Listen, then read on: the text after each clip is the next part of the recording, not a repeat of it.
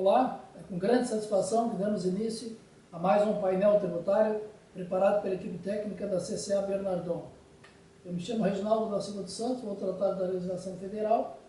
Na sequência, o colega Luiz Antônio irá tratar da legislação estadual e, por último, o colega André irá tratar da legislação previdenciária.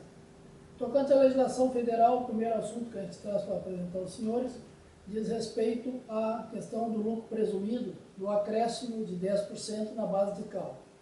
A Instrução Normativa da Receita Federal, número 2306, publicada no dia 23 de janeiro, ela veio prestar alguns esclarecimentos sobre a forma desse cálculo. Então, a primeira questão é que esse aumento de base de cálculo de 10%, ele só é aplicável, para o lucro bruto, a receita bruta superior a 5 milhões de reais no ano.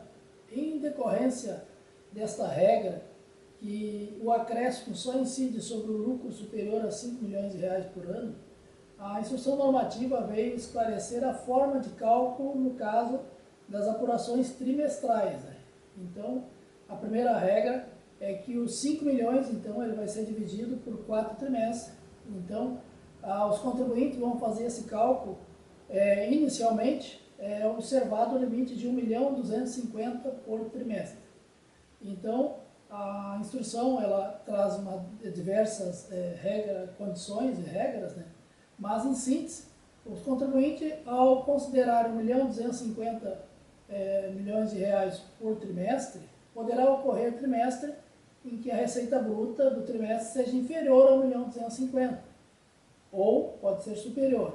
No caso em que a receita bruta for inferior a 1.250.000 reais no trimestre, a sobra, o que for a diferença entre a receita bruta e o valor de 1.250.000, será então transferido para o trimestre seguinte ou os trimestres seguintes.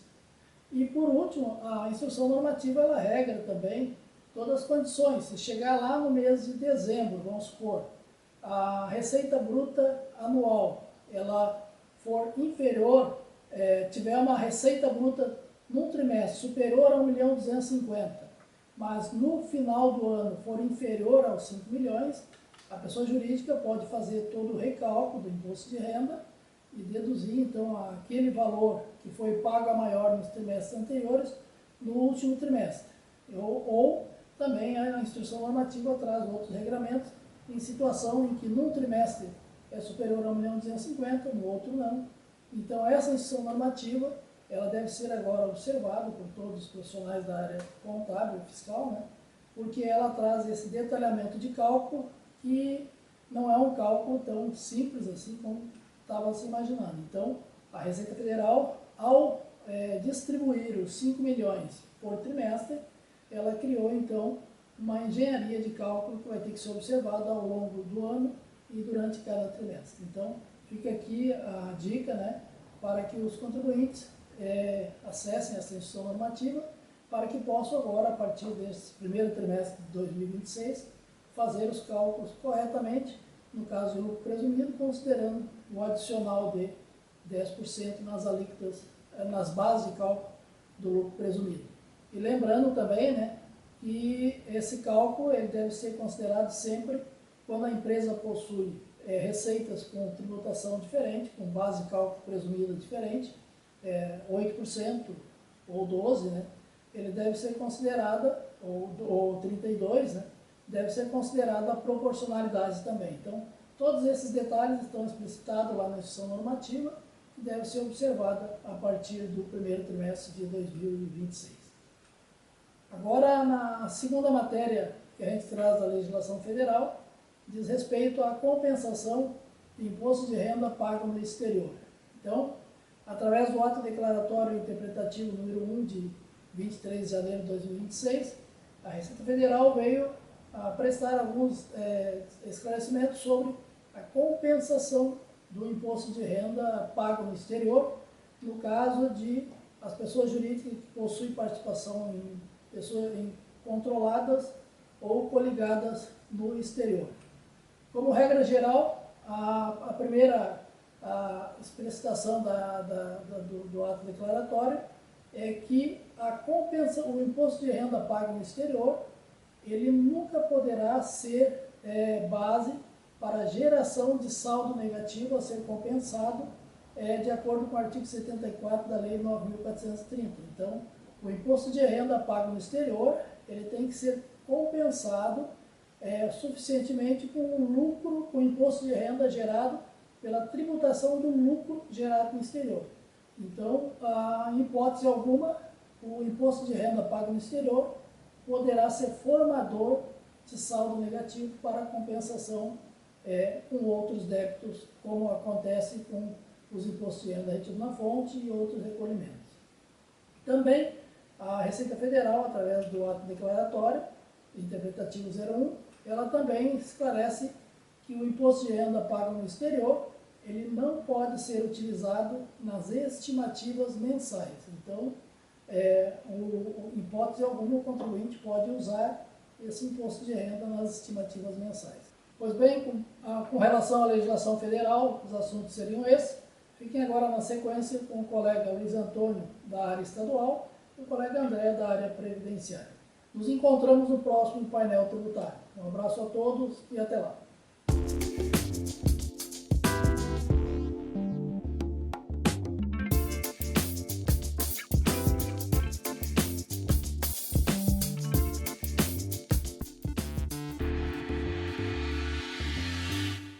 Bom dia a todos. Agora, passando para as matérias estaduais, vamos comentar em nosso painel tributário, de forma resumida, as principais alterações que envolvem a legislação tributária gaúcha, publicadas na semana passada. Começaremos pelos avisos publicados sobre documentos fiscais para a reforma tributária do consumo. Foram publicadas novas atualizações nos documentos fiscais eletrônicos, DFE, com publicações de avisos nos respectivos portais que impactam diretamente as regras de validação e layouts para o ano de 2026.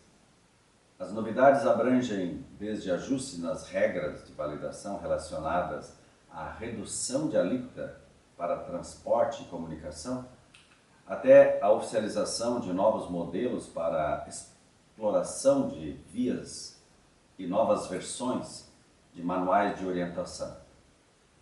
Isto tudo vinculadas exclusivamente aos seguintes documentos eletrônicos: Nota Fiscal de Comunicação, NFCom, Conhecimento de Transporte Eletrônico, CTE, e GTVE, Correção em Regras de Alíquotas, pelo Portal Nacional dos Documentos Fiscais Eletrônicos.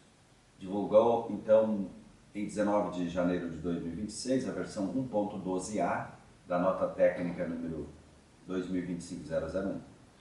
A atualização foca no ajuste do layout da nota fiscal fatura de serviço de comunicação eletrônica e também no conhecimento de transporte eletrônico, além da guia de transporte de valores. O objetivo central dessa versão é a correção de regras de validação relacionadas à redução de alíquotas, garantindo maior conformidade no cálculo tributário registrado nesses documentos fiscais eletrônicos. Relativamente à nota fiscal GAS, NFGAS, foram disponibilizadas no portal de NFGAS em 21 de janeiro de 2026 novas versões de manuais de orientação e do pacote de schemas versão 1.00D. Para a nota fiscal DGAS, o documento foi publicado sob a forma de minuta, aguardando ato COTEP para publicação definitiva. As principais alterações dizem respeito às correções nas regras de validação, padronização de códigos, criação de tags CFLP para tipo NFGAS e faturamento e vedação do grupo agência para notas do tipo agregadora. Já com relação às notas fiscais de serviço eletrônico, VIA, a nota técnica SE/CG-NFS e número 006 foi publicada no portal da Nota Fiscal de Serviço Eletrônica no dia 22 de janeiro. para oficializar o layout da nota fiscal de serviço e exploração de via no padrão nacional. A medida ratifica a documentação técnica de 12 de 2025, dezembro de 2025, e atende à resolução CG NFSE número 9 de 2025.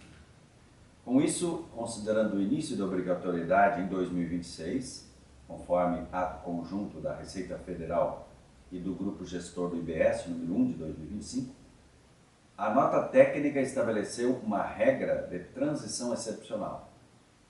As notas fiscais de serviço via, referentes às operações ocorridas em janeiro de 2026, poderão ser emitidas até dia 31 de janeiro de 2026. Recomendamos que as empresas dos setores envolvidos revisem seus parâmetros de emissão para garantir conformidade com as novas versões dos manuais e notas técnicas.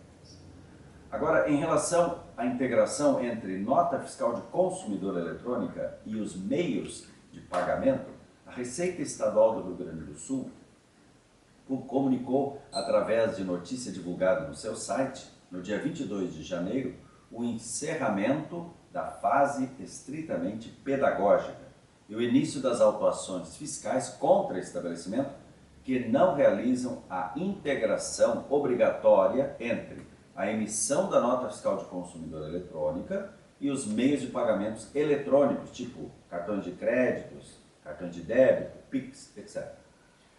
Após 2 anos de vigência da obrigatoriedade, iniciada plenamente em janeiro de 2024, e diversas ações de orientação, o fisco identificou que, certa forma, cerca de 30% dos contribuintes ainda operam com baixa integração, mantendo equipamentos em desacordo com a legislação. As empresas que foram flagradas em irregularidades estarão sujeitas a sanções com aplicação de multas formais previstas na Lei número 6.537 de 73, que podem chegar a R$ 8.497,92, o equivalente a 300 UPFs do Rio Grande do Sul. E isto por equipamento e por mês, podendo serem recolhidos os equipamentos irregulares, POS, maquininhas não integradas. A exigência determina que o comprovante de pagamento e a nota fiscal sejam emitidos de forma automática, interligada pelo sistema de gestão da empresa. Para evitar passivo tributário, os contadores das empresas podem consultar o painel de conformidade no portal ECAC da Receita Estadual para verificar o índice de integração de seus clientes. Contribuintes irregulares devem contatar urgentemente seus fornecedores de software e operadoras de cartão de crédito, cartão de débito, para adequar o sistema e garantir que a transação financeira gere automaticamente a nota fiscal eletrônica de consumidor eletrônica, ou seja, conjuntamente, A medida visa combater a sonegação e a concorrência desleal. A Secretaria da Fazenda do Estado do Rio Grande do Sul alerta que as autuações ocorrerão em lotes ao longo dos próximos meses.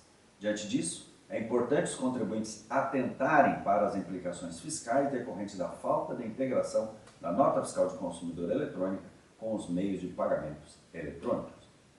Seriam essas as informações da área fiscal envolvendo a legislação do ICMS do Estado do Rio Grande do Sul que gostaríamos de transmitir aos senhores. A seguir, o colega André irá comentar as alterações na área previdenciária. Um bom dia, uma ótima semana a todos e até o próximo painel tributário da CCA.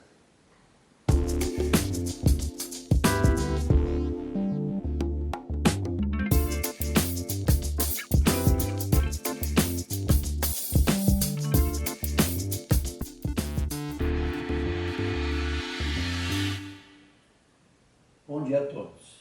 Como estamos próximos ao final do mês de janeiro, importante relembrar as empresas cujas atividades permitem optar pela substituição das contribuições previdenciárias incidentes sobre a folha de salários, que para o ano de 2026, quem optar por contribuir sobre a receita bruta terá os encargos previdenciários apurados nas seguintes proporções: 60% da alíquota da contribuição previdenciária sobre a receita bruta, ou seja, se a alíquota da CPRB da empresa for, por exemplo, de 2%, significa que em 2026 terá um encargo de 1,2% sobre a sua receita.